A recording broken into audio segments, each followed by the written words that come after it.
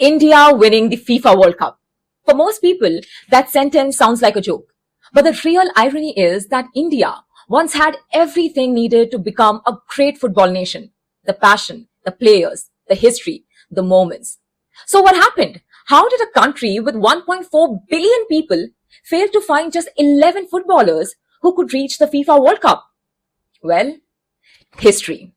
Football arrived in India before it became global obsession. During British rule, it grew rapidly in Bengal, Goa, Kerala, and the Northeast.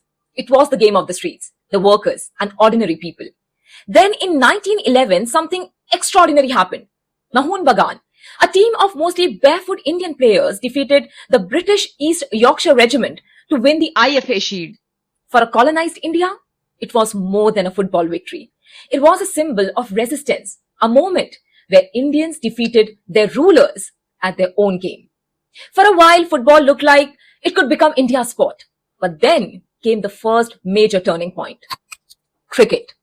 Both football and cricket were British imports, but their journeys were very different. It was embraced by the royalty, the kings, elite institutions, and influential networks. After independence, those connections transformed into money, media, sponsorship, and political attention. Football had the people. Cricket gained the power. Yet Indian football still had one golden chapter left. Under the legendary coach Syed Abdul Rahim, India reached the 1956 Olympic semi-finals and won the gold medal at the 1962 Asian Games. Many believed India was on its way to becoming an Asian football powerhouse. Then, in 1963, Rahim passed away. And his death exposed Indian football's biggest weakness.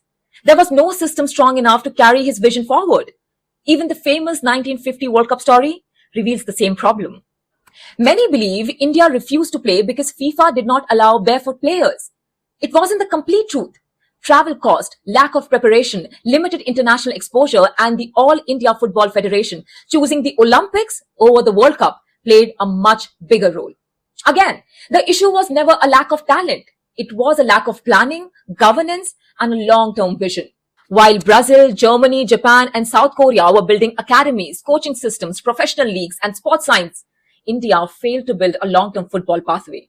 Because great footballers are not found by chance. They are developed. A child in Brazil or Japan enters a system designed to turn talent into greatness. In India, millions of talented children never enter that system. Many lack access to quality coaching, proper grounds, and a clear professional pathway. And yet, India does love football. Kolkata, Kerala, Goa, and the Northeast have lived and breathed the sport for generations. The problem was never passion, and maybe the greatest irony of all is this. Whenever football legends come to India, the entire country comes alive. Stadiums are full, tickets vanish in minutes, millions watch, politicians and celebrities proudly stand beside these moments because football passion creates attention. But the real question is, if India can celebrate the world's greatest footballers, why can it not invest with the same seriousness in creating its own? Build the grounds, build the academies, train the coaches, create the system. Because India does not have a passion problem, it has a system problem. And the day India decides to build that system, India winning the FIFA World Cup may stop sounding like a joke and start sounding like a possibility. What do you think?